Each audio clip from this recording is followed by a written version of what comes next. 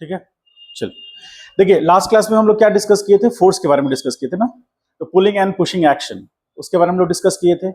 अब इसके आगे थोड़ा सा हम लोग बढ़ रहे हैं कि फोर्स का एक्सेलरेशन से क्या रिलेशन है, कॉन्सेप्ट ऑफ इनर्शिया किसको कहेंगे, और कोई बॉडी यदि मोशन में है तो क्या ऐसा फैक्टर है जो उसके मोशन में चेंजेस लाएगा, उसके स्टेट में चेंजेस लाएगा, जो कि न्यूटन्स फर्स्ट लॉ है। न्यूटन्स फर्स्ट लॉ आप लोग पढ़े हैं ना, क्या होता है न्यूटन्स फर्स्ट लॉ? कोई भी चीज अगर मोशन में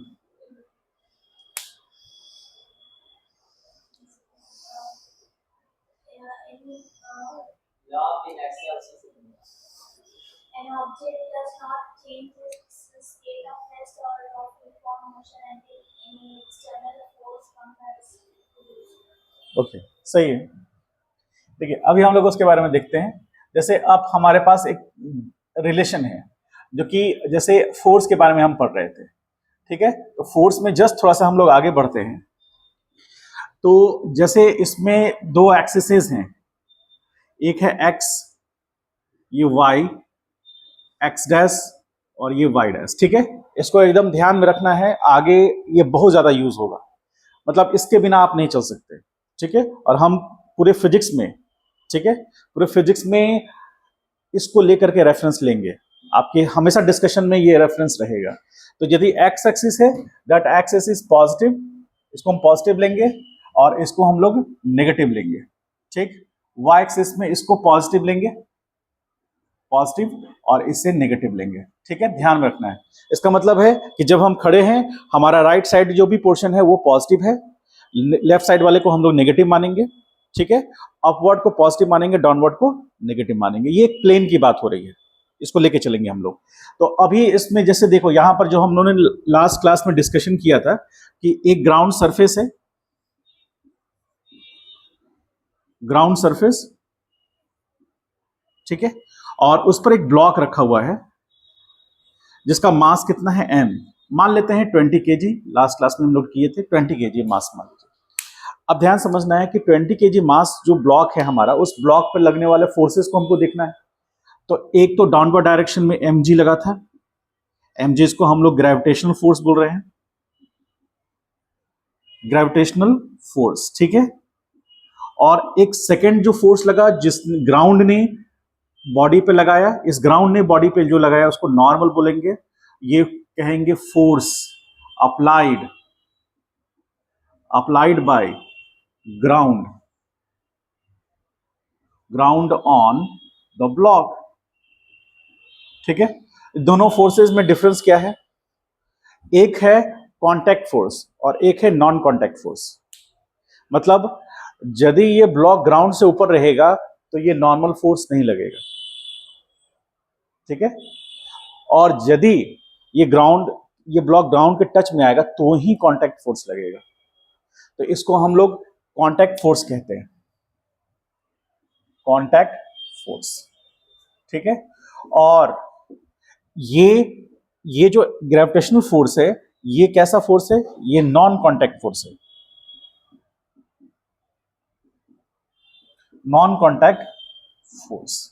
नॉन कांटेक्ट फोर्स कहने का मतलब ऐसा फोर्स जिसके लिए फिजिकल कांटेक्ट होने की जरूरत नहीं है। जैसे ग्रेविटेशनल फोर्स, इस पेन को हम, ये पेन ग्राउंड के टच में है क्या, नहीं है, लेकिन छोड़ेंगे तो कहां जाएगा, नीचे जाएगा, तो छोड़े तो नीचे गया, तो क्या एक ऐसा फोर्स इस पे लगा जिस कारण से ये नीचे गया, वो फोर्स कांटेक्ट में था क्या, नहीं था। यानी कि कोई भी ऐसा बॉडी पर लगने वाला फोर्स जो बॉडी के कांटेक्ट में नहीं है, उस फोर्स को हम क्या बोलेंगे, नॉन कांटेक्ट फोर्स। जैसे मैग्नेट, मैग्नेट क्या करता है, जो आयरन बॉल है, मान लीजिए लोहे का बॉल है, उसको अपनी ओर अट्रैक्ट कर लेता है, करता है ना, आप लोगों ने देखा भी होगा मैग्नेट को अट्रैक्ट करते हुए। तो वहां पर मैग्नेट उस आयरन बॉल को अपनी ओर अट्रैक्ट कर रहा है, क्या उसके साथ फिजिकल कांटेक्ट में है क्या? फिजिकल कांटेक्ट कहने का मतलब होता है जब दो बॉडी एक दूसरे से टच में होते हैं, उनके मॉलिक्यूल्स, उनके पार्ट्स टच में होते हैं, तब उनको फिजिकल कांटेक्ट कहते हैं। लेकिन यदि वो कांटेक्ट में नहीं है तब फोर्स लग रहा है, तो उस फोर्स को हम क्या नाम देंगे, नॉन कांटेक्ट फोर्स। जैसे gravitational force, magnetic force, electrostatic force, ये जितने भी फोर्सेस की नाम मैंने लिए, ये सारे किस्म के एग्जांपल हैं। नॉन कांटेक्ट फोर्स के, जैसे दो चार्ज पार्टिकल है, एक पॉजिटिव चार्ज है और एक नेगेटिव चार्ज है, ये दोनों एक दूसरे को अट्रैक्ट कर लेंगे, तो इन पे जो लगने वाला फोर्स है क्या कांटेक्ट फोर्स है? नहीं, नॉन कांटेक्ट फोर्स है, क्योंकि कांटेक्ट में है ही नहीं।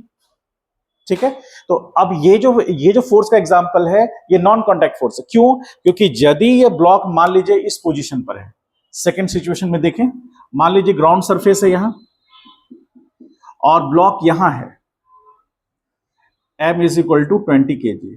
यदि ब्लॉक यहां पर है और ब्लॉक नीचे आ रहा है, अब ब्लॉक को हम जैसे यहां से रिलीज करेंगे तो ब्लॉक पर कौन सा फोर्स लग रहा है? mg। इस फोर्स के कारण ब्लॉक नीचे आएगा, तो क्या यहां नॉर्मल होगा? नॉर्मल होगा क्या? नहीं होगा। नॉर्मल फोर्स तब एक्ट करेगा जब फिजिकल कांटेक्ट होगा ब्लॉक का ग्राउंड से। यदि ब्लॉक का ग्राउंड से कोई फिजिकल कांटेक्ट नहीं है तो ये नॉर्मल फोर्स नहीं लगेगा। ठीक है, और ये mg चूंकि मास है इसके पास और g है, तो ये तो नीचे लगेगा ही लगेगा, वो कांटेक्ट में रहे या ना रहे। तो इसमें n जीरो होगा, लेकिन यदि ब्लॉक कांटेक्ट में है तो n जीरो है। यहां पर हम कह सकते हैं इसमें the net force acting on the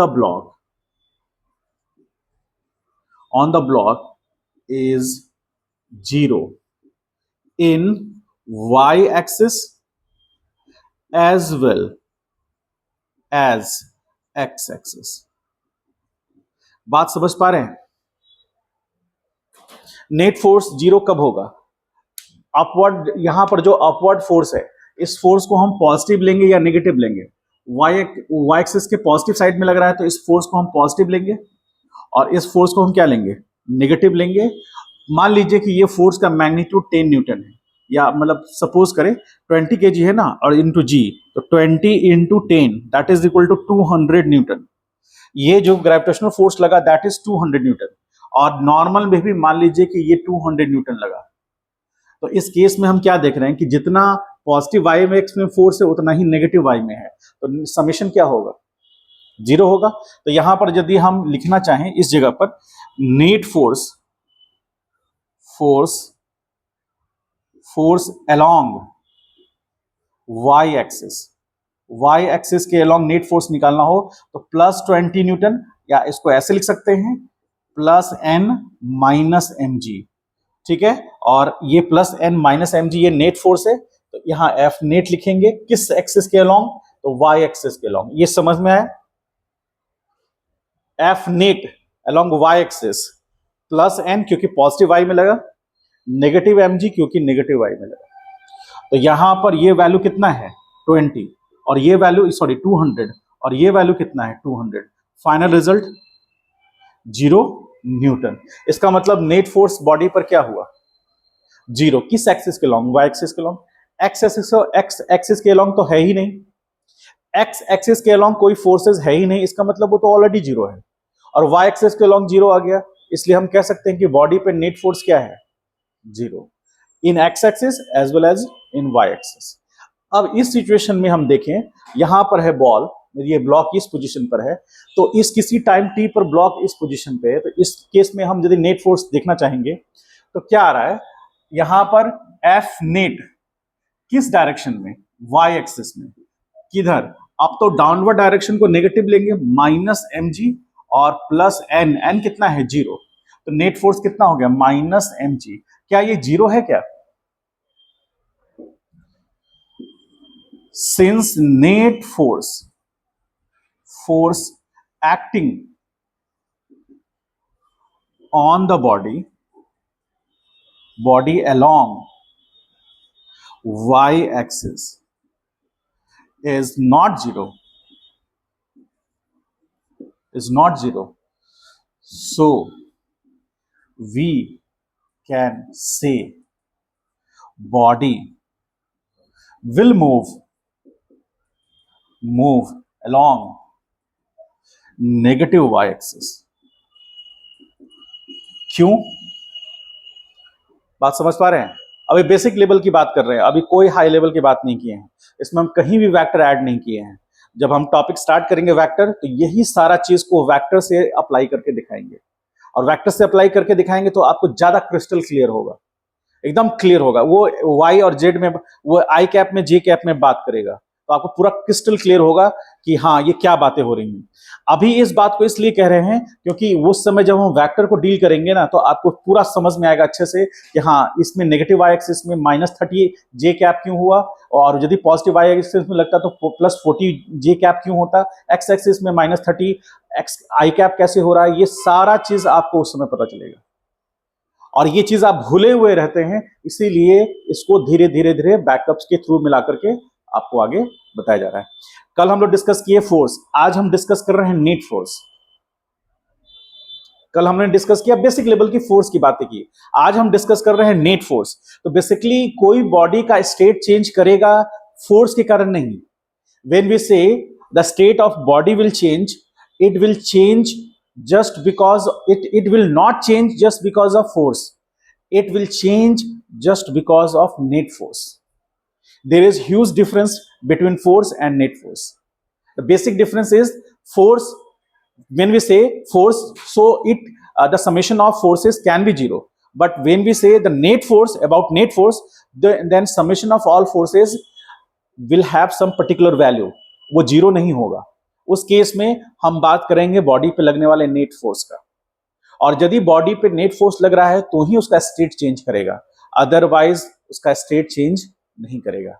मान लीजिए सपोज करें, मेरे कहने का मीनिंग क्या है कि मान लीजिए ग्राउंड सरफेस पर है और एक कार जो है वो इस डायरेक्शन में 40 मीटर पर सेकेंड के इनिशियल स्पीड u बराबर 40 मीटर पर सेकेंड से जा रहा है, ठीक है। अब यदि इस कार पर कौन कौन से फोर्सेस लग रहे हैं, ये कार का अपना मास होगा, कार का मास होगा ना अपना, तो मान लेते हैं इस कार का जो मास m है, सपोज 500 kg है, होता है बहुत सारे, मतलब कार का मास अच्छा खासा होता है, हम मान के चल रहे हैं कि 500 kg है उसका मास, और वो पॉजिटिव एक्स एक्सिस में जा रहा है, क्लियर है साइन कन्वेंशन से, पॉजिटिव एक्स एक्सिस में जा रहा है कितने स्पीड से, 40 मीटर पर सेकेंड से, ठीक है। अभी इस कार पर फोर्सेस लग रहे हैं कि नहीं, I am not talking about net force, I am simply talking about forces. क्या इस कार पर फोर्स लग रहा है, कौन कौन से फोर्स लग रहे हैं, ठीक। एक तो डाउनवर्ड डायरेक्शन में, फ्रिक्शन को अभी इग्नोर कर दे हम, लगेंगे बिल्कुल सही बात, लेकिन अभी इग्नोर करते हैं हम उसको, mg। और एक जो कांटेक्ट है, कांटेक्ट के कारण नॉर्मल लगेगा, जहां भी कांटेक्ट आएगा वहां नॉर्मल लगेगा। यहां कांटेक्ट नहीं था इसलिए नॉर्मल क्या था, जीरो। यहां कांटेक्ट था इसलिए नॉर्मल जीरो नहीं था, कितना आया, जितना mg था उसके बराबर, ठीक है। यहां भी कांटेक्ट है, तो कांटेक्ट में इसलिए mg के बराबर हुआ कि यदि मान लीजिए आपकी क्या इच्छा है, दोनों इच्छा पे हम लोग काम करेंगे। मान लीजिए आपकी इच्छा ये है कि ये जो mg के बराबर नहीं हुआ, मान लीजिए ये mg से कम हो गया, मान लीजिए 100 न्यूटन रहा ये, ठीक है। तो नीचे लग रहा है कितना, 200, ऊपर लग रहा है 100। तो याद कीजिए उस दिन को, मेरा एक फ्रेंड हमको इधर खींच रहा है 4 न्यूटन से और एक फ्रेंड खींच रहा है 3 न्यूटन से, तो हम किधर जाएंगे, कितने न्यूटन से बताइए, 1 न्यूटन से जाएंगे। जैसे तुमको नहीं समझ में आता है, मेरा एक फ्रेंड इधर 4 न्यूटन से खींच रहा है, इधर एक फ्रेंड खींच नहीं रहा है हमको, तो मेरे बॉडी पे नेट फोर्स कितना, 4 न्यूटन का, किधर, नेगेटिव एक्स। यदि मेरा फ्रेंड इधर आ गया, ये फ्रेंड तो इधर है ही, दूसरा फ्रेंड इधर आ गया, उसने 3 न्यूटन का फोर्स मेरे इधर लगाया, और इस फ्रेंड ने लगाया 4 न्यूटन का जो पहले से लगा रहा है, तो अब मेरे बॉडी पे नेट फोर्स चेंज हो गया ना, पहले लग रहा था नेट 4 न्यूटन का लग रहा था, अब नेट 1 न्यूटन का फोर्स लग रहा है। और यदि मेरे इस फ्रेंड ने मैग्नीट्यूड बढ़ा लिया, 4 न्यूटन कर लिया, और इसने 4 न्यूटन तो है ही, अब मेरे बॉडी पे नेट फोर्स 0 लग रहा है, अब हम वहीं रहेंगे। तो अब हम यहीं रहेंगे, इसका मतलब क्या कि मेरा स्टेट क्या था, यहां ये मेरा स्टेट था, हम रेस्ट पे थे। पहले के केस में सिर्फ 4 न्यूटन लगा था इसलिए हम डिस्प्लेस हो गए, सेकेंड केस में इधर ने 3 न्यूटन लगाया तो 1 न्यूटन से हम डिस्प्लेस हो गए, और जब थर्ड केस में क्या हुआ कि इसने भी 4 न्यूटन लगा दिया, इसने भी 4 न्यूटन लगा दिया, तो नेट फोर्स 0 हो गया, अब हम यहीं पर हैं, हम डिस्प्लेस। तो मेरा कहना है, जो हम स्टार्टिंग से आपको समझाने की कोशिश कर रहे हैं, कि एक होता है फोर्सेस और एक होता है नेट फोर्स। यदि कोई बॉडी को आपको उसका स्टेट चेंज कराना है, तो आपको उस बॉडी पर फोर्स नहीं लगाना है, नेट फोर्स लगाना है। मतलब मेरा बॉडी पे इधर 4 न्यूटन लगा मेरे फर्स्ट फ्रेंड ने, सेकंड फ्रेंड ने लगाया 4 न्यूटन, तो बॉडी पे फोर्स तो लगा, लेकिन बॉडी का स्टेट चेंज होगा। बॉडी पे क्या लगना चाहिए? Net force. तो इधर इसने लगाया 4 न्यूटन, इसने लगाया 3 न्यूटन, अब बॉडी पे नेट फोर्स एक्ट कर गया, और वो कितना? 1 न्यूटन। तो जिधर नेट फोर्स एक्ट किया, बॉडी का डिस्प्लेसमेंट भी उधर ही हो जाएगा। तो अब हम किधर डिस्प्लेस होंगे? पॉजिटिव, मतलब ये जिधर फोर्स लगा 4 न्यूटन का, उधर जाएंगे, लेकिन 1 न्यूटन से जाएंगे, क्योंकि नेट इफेक्ट कितना है? 1 न्यूटन का। अब यहां पर उसी चीज को देखिए, यहां पर क्या है कि ब्लॉक पर डाउनवर्ड डायरेक्शन में ग्रेविटेशनल फोर्स लगा 200 न्यूटन का, ठीक। मान लीजिए कि ये 100 न्यूटन होता, तो ब्लॉक तो इस ग्राउंड को दबाता हुआ नीचे चला जाता ना, दबाता हुआ नीचे चला जाता।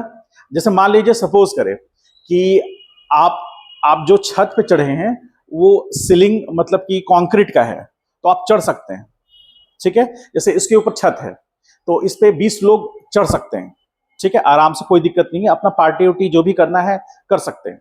लेकिन यदि ये जो छत है इसका, वो करकट का बना हो, इसका करकट का बना होगा, तो उस केस में क्या 20 लोग उस पर खड़ा हो सकते हैं? तो क्या अंतर आया दोनों में? क्या डिफरेंस है? पहले स्लैबिंग किया हुआ था, तो उस पर 20 लोग चढ़ करके आराम से अपना पार्टी उटी कर लिए, लेकिन यदि वो इसका करकट का बना हुआ है, यानी कि फ्रेजाइल मटेरियल का बना हुआ है, उस पर 20 लोग चढ़ेंगे तो वो टूट जाएगा। क्यों ऐसा होगा? इसलिए ऐसा होगा क्योंकि 20 लोगों का जो वेट ग्राउंड लगा रहा है अपनी तरफ फोर्स, वो जो करकट है वो उसको बैलेंस नहीं कर पा रहा है और वो टूट जा रहा है।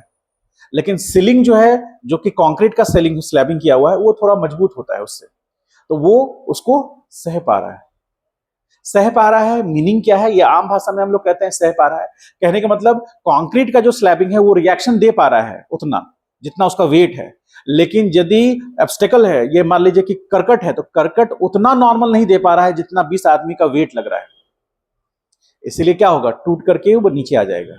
तो यदि यहां पर नॉर्मल जो लग रहा है वो 100 न्यूटन लगेगा, मतलब ग्राउंड जो फोर्स लगा रहा है वो 100 लगा रहा है, और नीचे ये जो सरफेस है वो 100 न्यूटन लगा रहा है, और नीचे उसका mg, उसका वेट लग रहा है 200 न्यूटन, तो नेट फोर्स नीचे एक्ट कर गया ना, तब तो वो ब्लॉक नीचे चला जाएगा।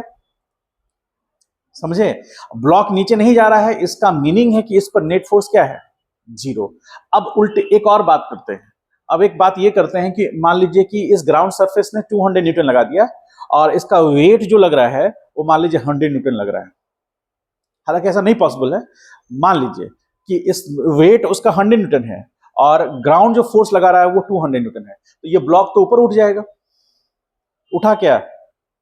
नहीं। जैसे कोई भी चीज है, जैसे ये ब्लॉक है, तो ये ब्लॉक यदि हमारा सरफेस पर, यानी कि सरफेस पर स्टेशनरी है, इसका मतलब ये हुआ कि ब्लॉक का जितना वेट ग्राउंड अपनी ओर खींच रहा है, जिस फोर्स के कारण, उसी को वेट बोलते हैं। उतना अमाउंट का फोर्स नॉर्मल रिएक्शन के तौर पर ये सरफेस इसको दे रहा है।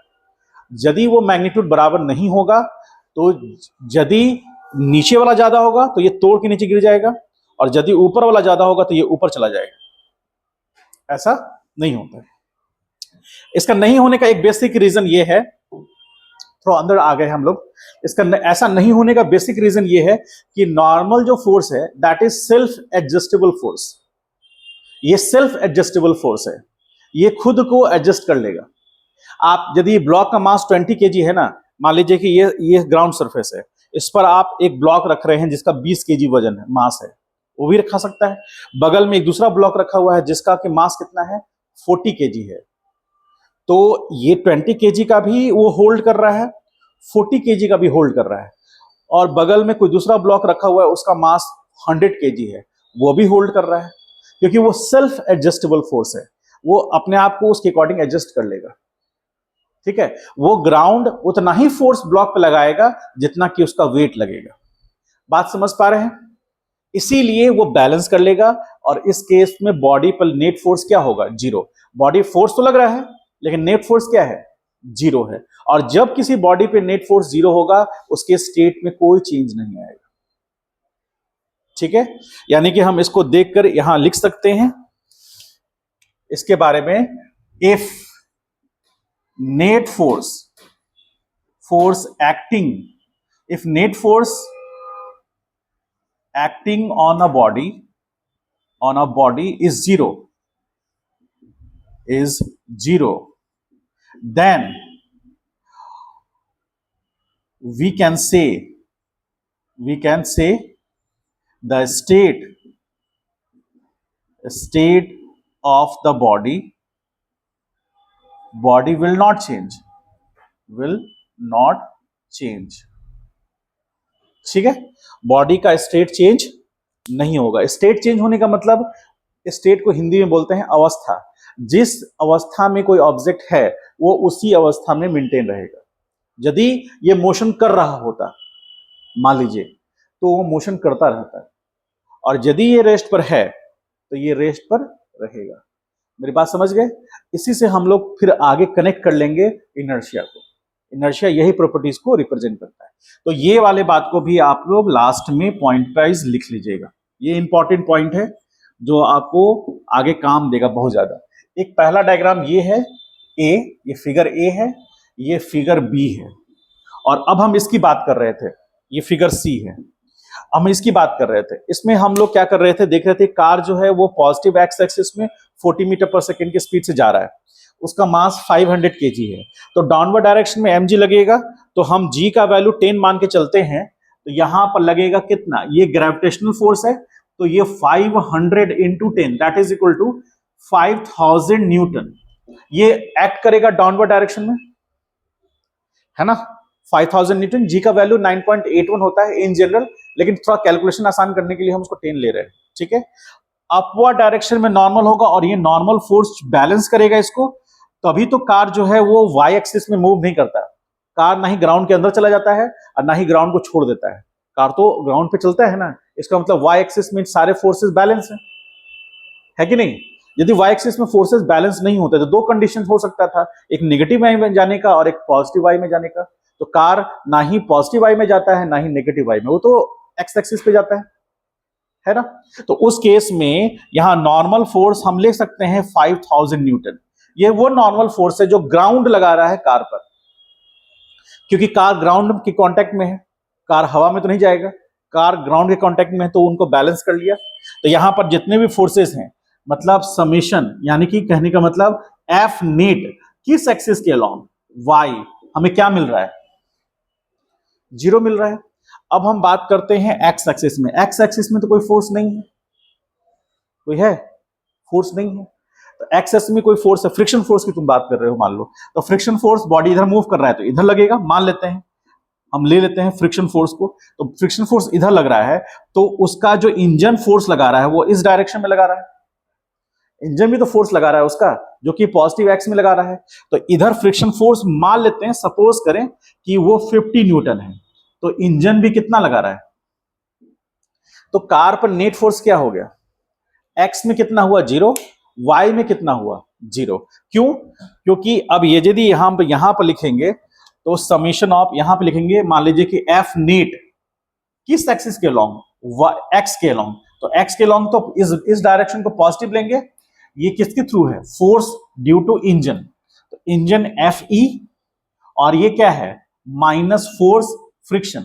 तो फ्रिक्शन फोर्स नेगेटिव होगा क्योंकि वो मोशन के अपोजिट डायरेक्शन में लगेगा. फ्रिक्शन फोर्स क्या होता है, फ्रिक्शन फोर्स हमेशा रिलेटिव मोशन को अपोज करता है. यानी कि बॉडी, जैसे बॉडी कार ग्राउंड के रिस्पेक्ट में पॉजिटिव एक्स में जाएगा, तो उस कार पर फ्रिक्शन फोर्स नेगेटिव एक्स में लगेगा.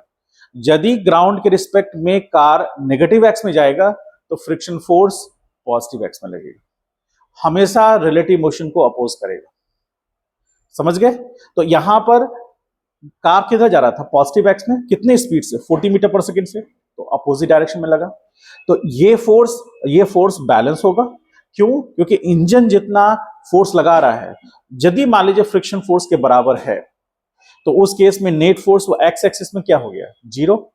अब ये बॉडी का जो स्पीड है, ये स्पीड कांस्टेंट रहेगा, कि हम कह सकते हैं car is moving with initial velocity 40 metre पर second and since the net force acting on the car is zero along x-axis as well as y-axis, so we can say the car is moving with uniform velocity, because if there is no net force acting on the body, we can say directly the acceleration of the body will be zero. अब जब body का acceleration zero होगा तो उस case में ए बराबर क्या होता है, v minus you by delta T, ऐसा कहीं पढ़े हैं ना। तो यदि एक्सेलरेशन जीरो है तो ये पूरा पूरा जीरो होगा, तो v माइनस यू क्या होगा, जीरो, और v बराबर क्या होगा। कुछ बात समझ पाए, कुछ समझ में आया। इसका मतलब है कि यदि बॉडी पे लगने वाला नेट फोर्स जीरो है, उस केस में इनिशियल वेलोसिटी वही होगा जो बॉडी का फाइनल वेलोसिटी। क्यों? क्योंकि एक्सेलरेशन जीरो होगा, और एक्सेलरेशन जीरो होना क्यों होगा, क्योंकि F बराबर ma होता है और बॉडी पे ये नेट फोर्स है। F in general F equal to ma लिखा होता है, लेकिन उसमें F जो होता है वो फोर्स नहीं होता है, समेशन ऑफ ऑल फोर्सेस होता है।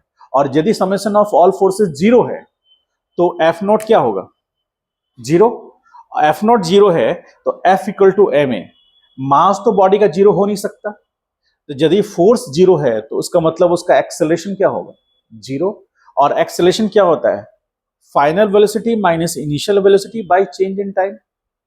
मतलब इनिशियल से फाइनल होने में जो टाइम लगा वो टाइम होगा ये, ठीक है। और चेंज इन टाइम कभी नेगेटिव होगा नहीं, इक्वल टू जीरो हुआ, ये टर्म इधर चला गया तो जीरो।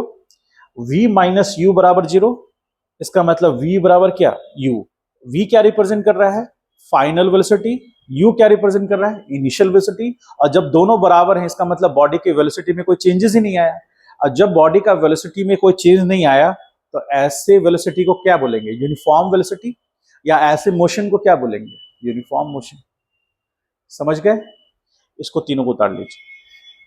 कोई डाउट है तो पूछिए।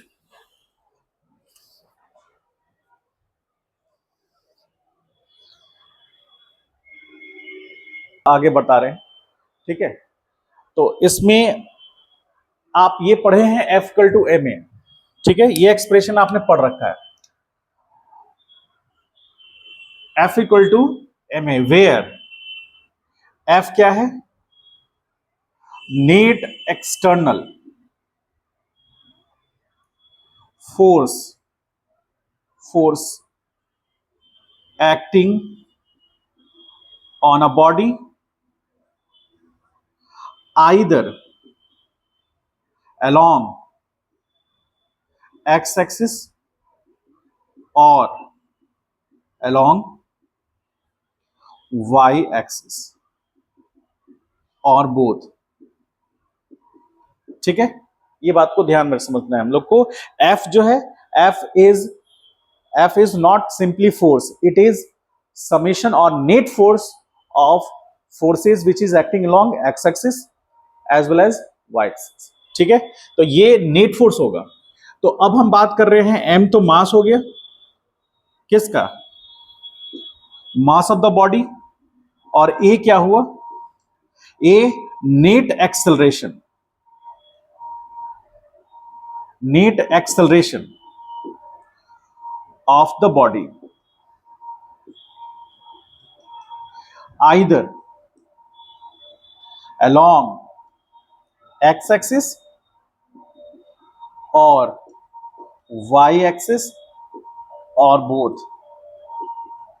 मतलब क्या हुआ कि यदि सिचुएशन कुछ इस तरह से है, ए सिचुएशन ले रहे हैं हम लोग, मान लीजिए कि एक ब्लॉक है जिस पर कि एक फोर्स एक्स एक्सिस में F बराबर लग रहा है, सपोज F बराबर 30 न्यूटन लग रहा है, 30 न्यूटन फोर्स लग रहा है, ठीक है। किस एक्सिस के लॉन्ग, एक्स एक्सिस के लॉन्ग लग रहा है। तो इस डायरेक्शन में फोर्स लग रहा है, तो हम कह सकते हैं कि F नेट किस एक्सिस के लॉन्ग, एक्स, और वो कितना है 30 न्यूटन, जीरो तो नहीं है, ठीक है। तो यदि हम लिखेंगे F net, F along x axis that is equal to m into ax। ये लाइन समझ में आया, ये लाइन ये रिप्रेजेंट कर रहा है कि यदि हम फोर्स देख रहे हैं along x एक्सिस, तो इक्वल टू में मास लेंगे, मास का कोई डायरेक्शन नहीं होता, मास डायरेक्शन लेस क्वांटिटी है, मतलब सिर्फ उसके पास क्या होगा, मैग्नीट्यूड, मास के पास डायरेक्शन तो होगा नहीं, तो इसकी डायरेक्शन को छोड़ दिए और ax लिए, ax मतलब क्या, acceleration along x axis. why we have taken acceleration along x axis? Because we have taken the net force along x axis। तो जो फोर्स x एक्सिस के लॉन्ग लग रहा है उसी के अकॉर्डिंग उसका एक्सेलेरेशन होगा। यदि हम ऐसा लिख दें F x is equal to m a Y, तो ये गलत हो जाएगा। ऐसा स्टेटमेंट कहीं आप लिखा हुआ नहीं देखेंगे, और यदि ऐसा लिखा हुआ है तो वो गलत है। इसमें क्या मीनिंग है इसका, कि we are considering the force which is acting along X axis, okay, that's why it is nominated by fx, and on the contrary we are taking acceleration along y axis। ठीक है, it means if we have taken acceleration along, if we have taken force along x axis, then we are compelled or we should take acceleration along x axis only। if we are taking force along y axis, then we will take acceleration along y axis only। क्यों, क्योंकि ये इसके directly proportional है। यदि body पर positive X axis में net force लग रहा है, इसका मतलब है कि बॉडी का एक्सेलरेशन भी पॉजिटिव एक्स एक्सिस की तरफ होगा, ये तय है, तभी F equal to ma applicable है। ठीक है, सबसे पहले जो F इक्वल टू ma में हम लोग जो आज सीखे हैं उसमें सबसे पहला रूल क्या है कि F is not simply a force, it is net force. ठीक है, नेट फोर्स और फोर्स में क्या डिफरेंस है, अभी जस्ट पहले हम लोग देख लिए कि फोर्स बॉडी पे लग करके जीरो हो सकता है, लेकिन नेट फोर्स कुछ है, इसका मतलब बॉडी पर जितने फोर्सेस लगे हैं उसका समेशन क्या है, जीरो नहीं है, कुछ है, कुछ पॉजिटिव भी हो सकता है, कुछ नेगेटिव भी, क्योंकि फोर्स वेक्टर क्वांटिटी है, तो नेगेटिव भी हो सकता है, पॉजिटिव हो सकता है, लेकिन यदि नेट फोर्स लग रहा है किसी बॉडी पर तो वो जीरो नहीं होगा। ठीक है, तो net force is equal to mass into acceleration, तो एक्सेलेरेशन भी नेट होगा, समझ गए, क्योंकि एक्सेलेरेशन भी कैसा क्वांटिटी है, एक्सेलेरेशन भी कैसा क्वांटिटी है, वेक्टर है, तो vector is directly proportional to vector. इसका मतलब है कि जैसे जैसे फोर्स वैरी करेगा उसके अकॉर्डिंग एक्सेलेरेशन भी वैरी करेगा। यदि हम फोर्स ले, यदि बॉडी पे नेट फोर्स क्या है, जीरो, मान लीजिए बॉडी पे सारे फोर्सेस का समेशन क्या है, जीरो, तो सारे एक्सेलेरेशन का समेशन भी जीरो होगा, क्योंकि हर फोर्स एक एक्सेलेरेशन देगा। ठीक है, बात समझ पा रहे हैं? तो थोड़ा सा हम अंदर चले गए हैं, आप इसको ऐसे समझिए, ये फोर्स लगा तो इस फोर्स के कारण भी तो एक्सेलेरेशन होगा। मान लीजिए कि नेगेटिव एक्स डायरेक्शन में F बराबर 20 न्यूटन लगा, तो इस फोर्स का भी तो अपना एक्सेलेरेशन होगा, है ना, तो इस फोर्स का अपना एक्सेलेरेशन होगा, इस फोर्स का अपना एक्सेलेरेशन होगा, लेकिन हम उसकी बात नहीं करेंगे। हम क्या बात करेंगे, बॉडी पे लगने वाला नेट फोर्स किस एक्सिस के लॉन्ग, एक्स एक्सिस के लॉन्ग। तो हम बात करेंगे F x is equal to m into a X का। तो यहां पर एफ एक्स कितना आएगा, आना चाहिए +30 -20 इज इक्वल टू एम और इंटू ए एक्स, आना चाहिए ऐसा।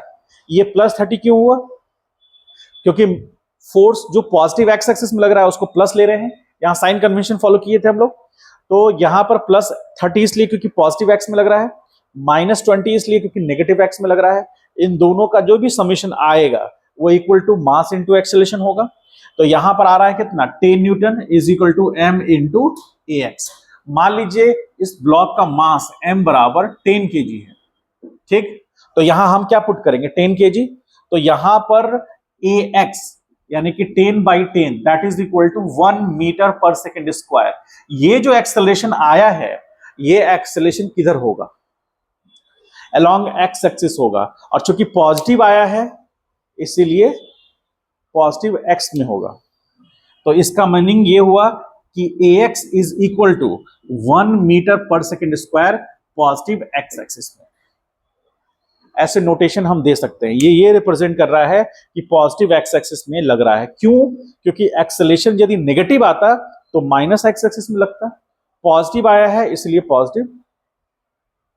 समझ पाए, बात समझ पाए? अब यदि हम बात करें इस कंडीशन को लेकर के, तो इस कंडीशन को लेके हम बात करें फोर्स along y एक्सिस, तो फोर्सेस along y एक्सिस में आ जाइए। डाउनवर्ड डायरेक्शन में क्या होगा, mg that is equal to 10 into 10 that is equal to 100 newton. अब y एक्सिस में इधर लेंगे नॉर्मल, तो नॉर्मल कितना होगा 100 न्यूटन। तो एक्सिस में y एक्सिस में Fy is equal to m into AY, ऐसा लिखेंगे ना y एक्सिस के लॉन्ग। तो y एक्सिस के लॉन्ग अपवर्ड को पॉजिटिव ले रहे हैं +100 और डाउनवर्ड डायरेक्शन को -100 is equal to m into AY। तो ये फोर्सेस कैंसिल आउट होकर के 0 हो गया, 0 is equal to m into AY। 0 is equal to m into AY, तो मास तो 0 हो नहीं सकता, तो this implies m can not be 0, so AY will be 0। तो AY 0, इसका मीनिंग क्या हुआ यहां से समझिए, यहां से यहां चल रहे हैं AY 0। If AY is equal to 0 then V is equal to U plus AT, तो VY UY ये Y इंटू T। यानी कि यदि एक्सेलरेशन अलोंग y एक्सिस 0 है या कुछ मान लीजिए है भी, तो v बराबर u प्लस AT पढ़े है ना। तो अब हम किसकी बात कर रहे हैं, v किस एक्सिस के लॉन्ग, y एक्सिस के लॉन्ग। u इनिशियल वेलोसिटी किस एक्सिस के लॉन्ग, y के लॉन्ग। a एक्सेलरेशन किस एक्सिस के लॉन्ग, y के लॉन्ग। तो ये क्या है 0, तो vy is equal to uy। इसका मीनिंग क्या हुआ, that is final velocity of the body along y axis and, इसको किससे रिप्रेजेंट कर रहे हैं, vy से, will not change and it remains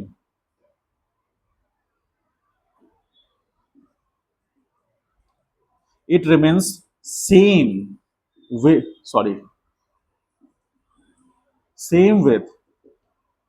uy initial velocity of the body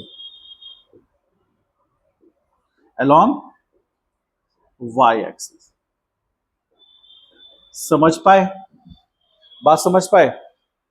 कहने का मतलब ये कि यदि एक्सेलरेशन y एक्सिस में 0 है, इसका मतलब है कि बॉडी का फाइनल वेलोसिटी y एक्सिस में वही होगा जो उसका इनिशियल वेलोसिटी y एक्सिस में होगा।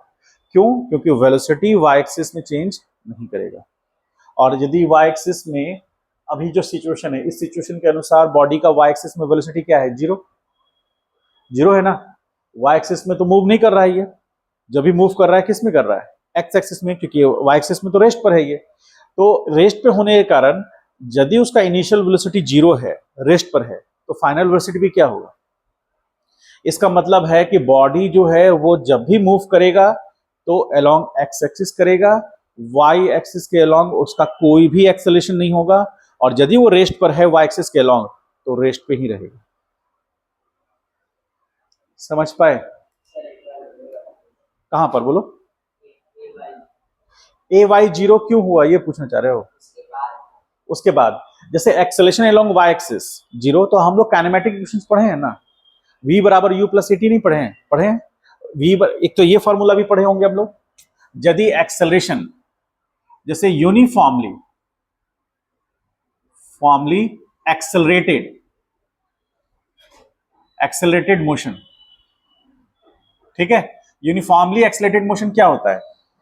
मेरा वीडियो तुम लोग देखना, तुम तो पढ़ी हो, ठीक है, मेरा पिछला वीडियो देखना, उसमें अच्छे से एक्सप्लेन किया हुआ है, हम अभी भी बता रहे हैं लेकिन उसको भी जरूर देखना, उसमें स्टेप बाय स्टेप बहुत बढ़िया से हम बताएं। तो यूनिफॉर्मली एक्सेलरेटेड मोशन मतलब when the acceleration of the body remain constant. यदि बॉडी का एक्सेलरेशन कांस्टेंट है, किसी भी एक्सिस के लॉन्ग लीजिए, मान लीजिए एक्सिस के लॉन्ग लेते हैं, तो एक्स एक्सिस के लॉन्ग यदि बॉडी का एक्सेलरेशन 0 है तो उसकी हम कहेंगे कि body is uniformly accelerated along X axis. तब हम वो तीनों काइनेमेटिक इक्वेशन लगा सकते हैं। कौन सा? तो पहला है v बराबर u प्लस ए टी, ये लगा सकते हैं। सेकेंड s बराबर u t plus half a t square, ये लगा सकते हैं। Third v square equal to u square plus 2as, ये तीनों काइनेमेटिक इक्वेशंस हैं। ये तभी अप्लाई होंगे जब एक्सेलरेशन क्या होगा? कांस्टेंट होगा। ठीक है, वो 0 भी सकता है, 0 ही बना रह गया। जैसे यहां पर ए वाई क्या आया?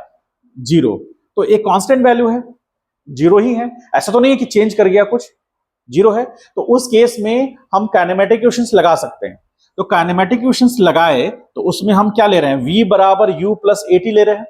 चूंकि एक्सेलरेशन किधर का देख रहे हैं हम? y का, इसलिए सब में y लगा दिए।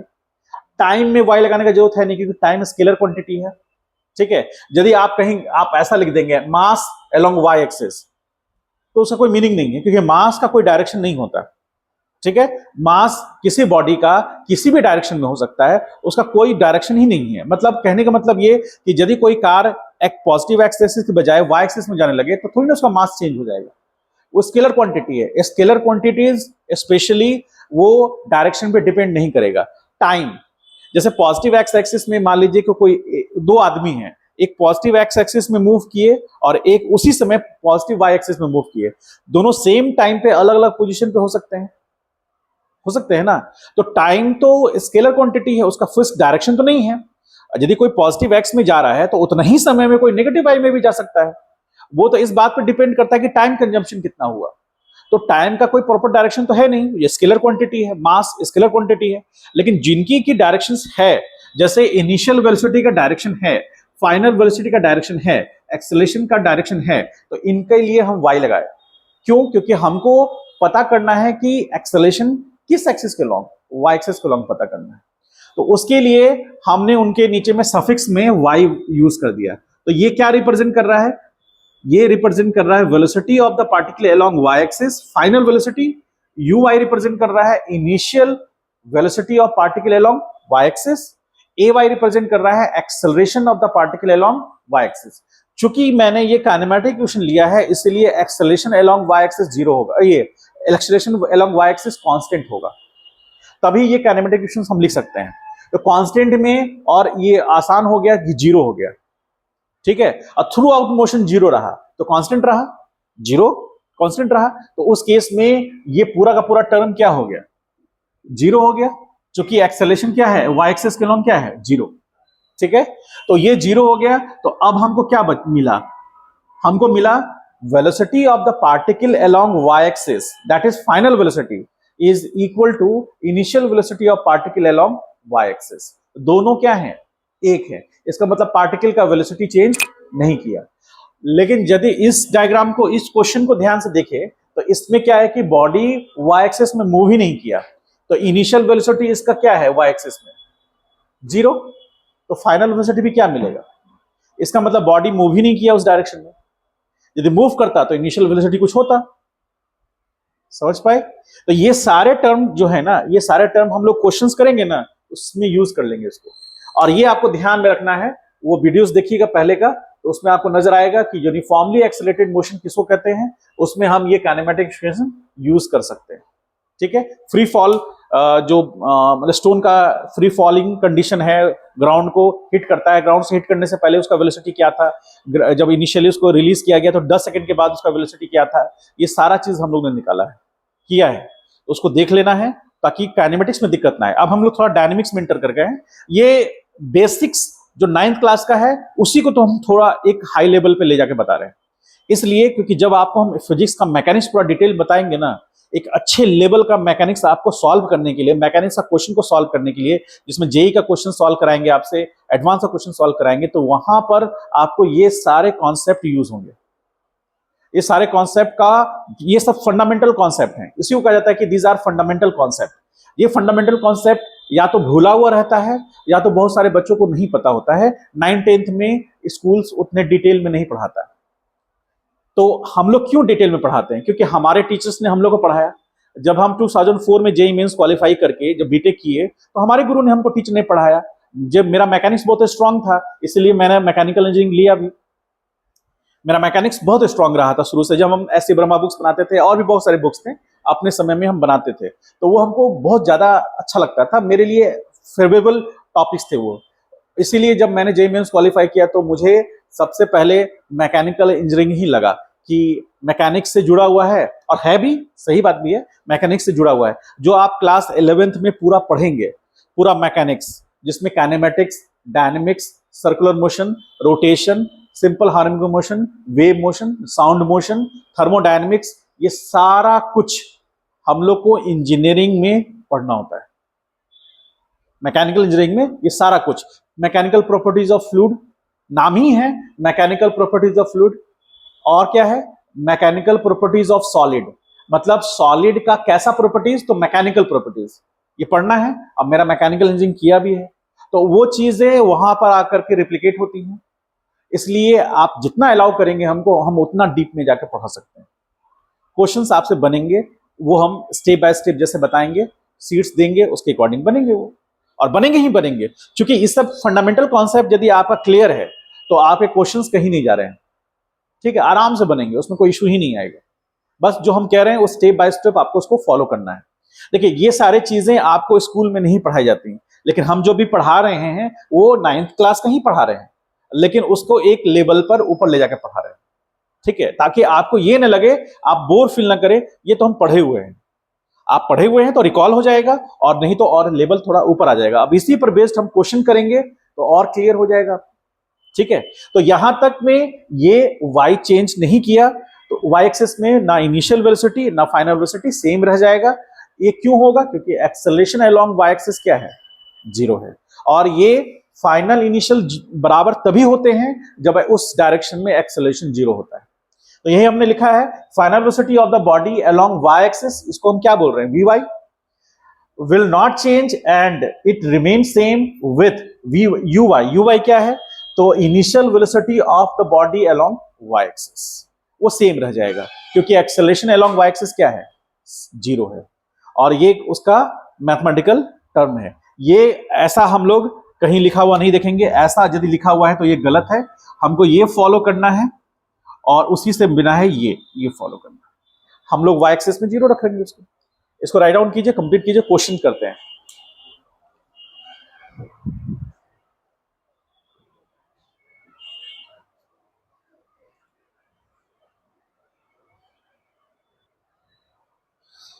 तो एक मान लीजिए कार है,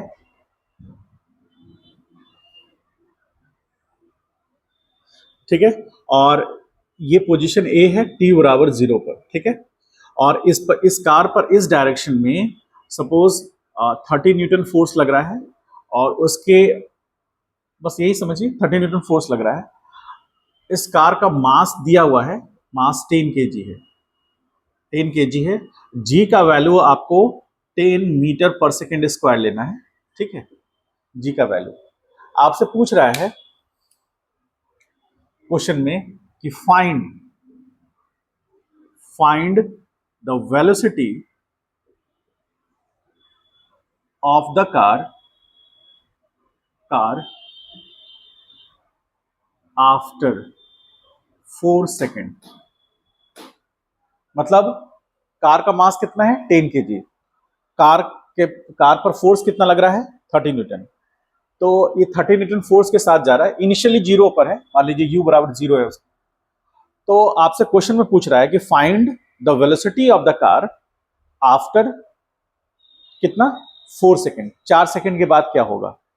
तो इसमें देखिए, ऐसा हम बताते हैं, फिर आप लोग करिएगा क्वेश्चन। जो मैंने बताया आज उसी पर है।